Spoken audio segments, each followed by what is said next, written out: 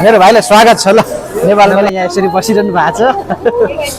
Hello guys नमस्कार। आज चाहिँ हामीले त्रिभुवन इन्टरनेसनल एयरपोर्टबाट फेरि सानो छोटो भ्लग बनाउन लागिरहेको छु। यो चाहिँ मेरो बहिनी हो, मेरो मामाको छोरी, एउटै मामा अनि जेठी माइली साइली छोरी।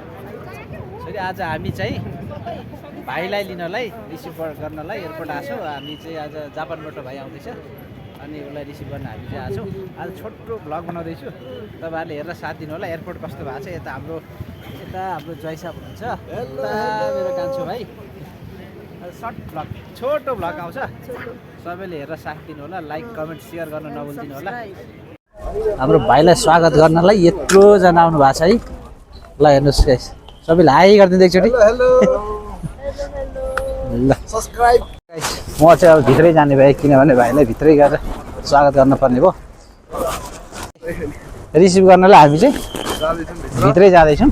कहाँनिर टिकट काट्नुपर्ने हो, टिकट काट्यो अरे अब हामी चाहिँ खोइ अब आफ्नो मान्छेलाई आफन्तलाई लिन आउनुभएको ग्रुप हो। अब चाहिँ हामी भित्र सिधा छिर्ने हो।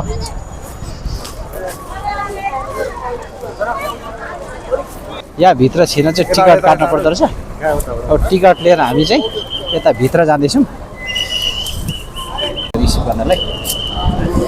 दुईजनाको है। माइजू कता हुन्छ, यही हो। ल आउने क्रम जारी छ, बाहिरबाट विदेशबाट सबैजना। माइजू कता हुन्छ? यो चाहिँ एयरपोर्ट भित्रको दृश्य हो, जो बाहिरबाट आउँदै हुनुहुन्छ हाम्रो नेपाली दाजुभाइहरू अनि सबैजना। अनि हाम्रो माइजू चाहिँ छोरालाई स्वागत गर्नलाई यहाँ यसरी बसिरहनु भएको छ। नमस्ते भाइजू, कतिखेर योगेश आउँछ भनेर पर्खेर बसिरहनु भएको छ। ल्यान्डिङ भइसक्यो अरे जहाज? एउटै हो, नेपाल एयरलाइन्स एउटै हो। यता सबै आफन्तलाई कुर्नेहरू उहाँ चाहिँ।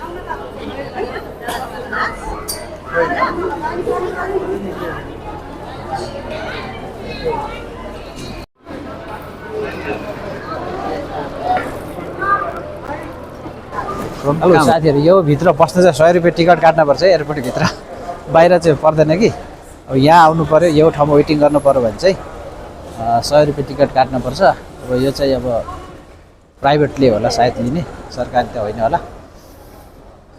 नेपाल एयरलाइन्सबाट आइरहेको रहेछ भाइ। प्लेन ल्यान्डिङ भइसक्यो भन्ने सूचना आएको छ। अब लगभग निस्किन्छ होला भाइ। अनि भित्रै आएको छौँ, टिकट 100 रुपियाँको टिकट काटेर आएको छौँ भित्र। भित्रको स्थिति चाहिँ यस्तो छ, ठिकै छ, राम्रै छ।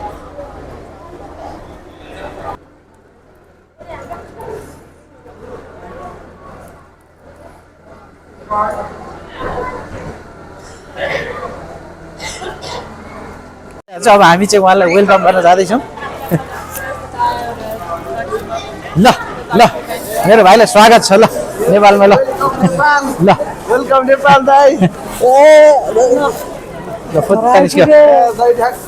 ल भाइ आइपुगेछ साथीहरू। मेरो भाइ जापानबाट आइसकेको छ। हामीले भाइलाई चाहिँ अब स्वागत गरेर नेपालमा स्वागत गरेर बाहिर जाँदैछु हामी अब। अनि के छ भाइ, जापानको बसाइ कस्तो छ? ल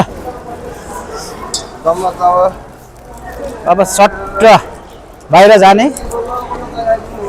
लगेज ढिला आयो? लगेज ढिला आयो? ए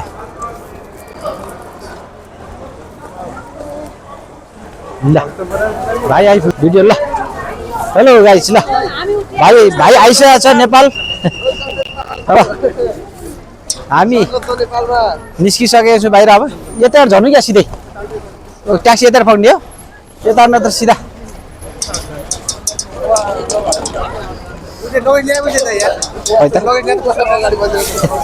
हामी जापानबाट आउँदैछौँ है, हामी जापानबाट आउँदैछौँ। ल फाइनली भाइलाई वेलकम गरिसकेको छ। अब चाहिँ हामी घर जाने तयारीमा छौँ। हजुर हजुर गाडी आवश्यक हुन्छ यता हाम्रो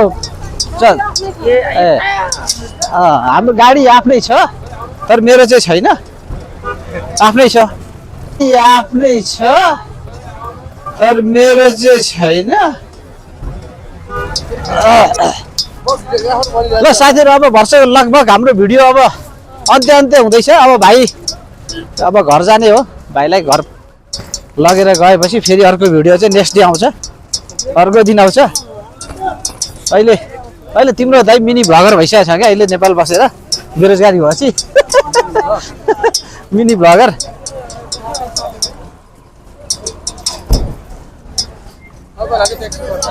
हजुर गाडी छ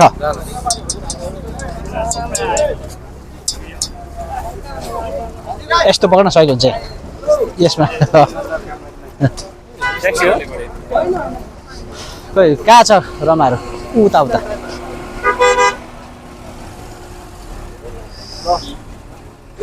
हेलो भनिदिनु पर्यो सब्स्क्राइब लाइक सब्स्क्राइब भनिदिनु पर्यो दाइको च्यानल लाइक सब्स्क्राइब गरिदिनु पर्यो भन्नु पर्यो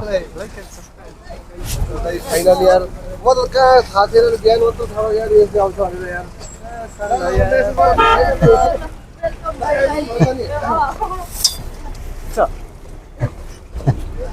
हामी कहाँ जान्छौँ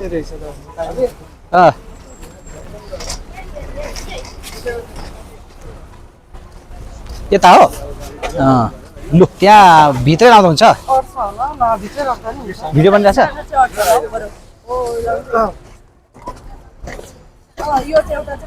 भित्र अट्यो यसलाई चाहिँ यहाँ राख्नु त्यसले भित्र सानो भित्र लाउँ क्या बरु यसो चाहिँ गरौँ है अट्छ होला लेन छ नि त ठुलो ठुलो लेन छ नि त 4 फाटे त्यो निकाल्नु त अन्त भित्र सहिद हुन्छ नि त अर्को खोइ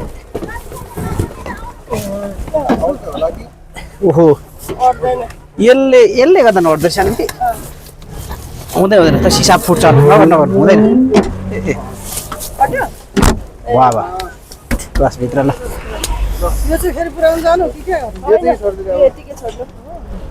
ल गाइस भाइ चाहिँ आइसकेको छ अब हामी चाहिँ भाइलाई यहाँ गाडीबाट भक्तपुर पठाउँछु यता हाम्रो माइजू हुनुहुन्छ माइजू यता बहिनी उता हाम्रो जय साहब यता कान्छो भाइ ल ल गाइस आजलाई चाहिँ मेरो भिडियो मैले यहीँ स्टप गरेँ सबैलाई by by like comment subscribe सबैजनाले गरिदिनु होला धन्यवाद थ्याङ्क यू